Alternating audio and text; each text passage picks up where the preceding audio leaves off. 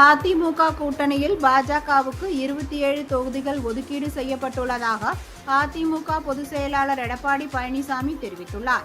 அதிமுக தலைமை அலுவலகத்திற்கு மத்திய அமைச்சர் பியூஷ் கோயல், பாஜக மாநில தலைவர் நைனா நாகேந்திரன், பாமக தலைவர் அன்புமணி ராமதாஸ், அமமுக பொதுச் செயலாளர் டிடிவி தினகரன், ஜான் பாண்டியன் உள்ளிட்டோர் வருகை தந்து தொகுதி பங்கீடு குறித்து பேச்சுவார்த்தை நடத்தினர். தொடர்ந்து பேசிய ஜனநாயக கூட்டணியில் இடம்பெற்றுள்ள 3 முக்கிய கட்சிகளுக்கான தொகுதி பங்கீடு ஒப்பந்தம் கையெழுத்தானது.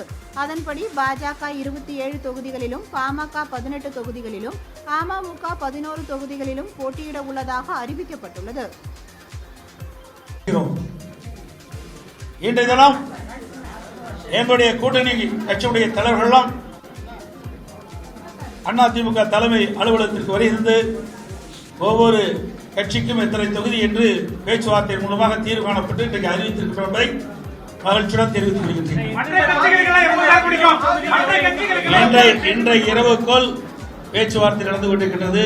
இன்றைக்கு காலையில் தான் மரியாதைக்குரிய பியூஷ் கோயல் அவர்கள் வந்தார்கள். பேச்சுவார்த்தை நடத்தி கொண்டிருக்கின்றோம். இந்த இரவுக்குள் எங்களுடைய கூட்டணியில் அங்கமிக்கின்ற கட்சிகளுக்கு எத்தனை தொகுதி ஒதுக்கீடு செய்யப்பட்ட விவரத்தை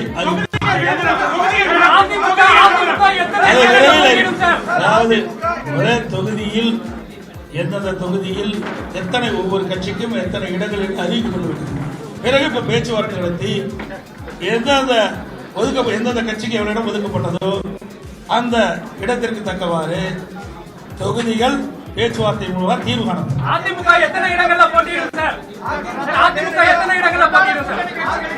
அதாவது இன்னும் நான் தான் சொன்னேன், பேச்சுவார்த்தை நடந்து கொண்டிருக்கின்றது. இன்னும் சில கட்சிகளுக்கு நாங்கள் இடம் அளிக்கப்பட வேண்டும். இறுதி செய்யப்பட்ட பிறகு உங்களிடம் நிச்சயமாக தெரியும்.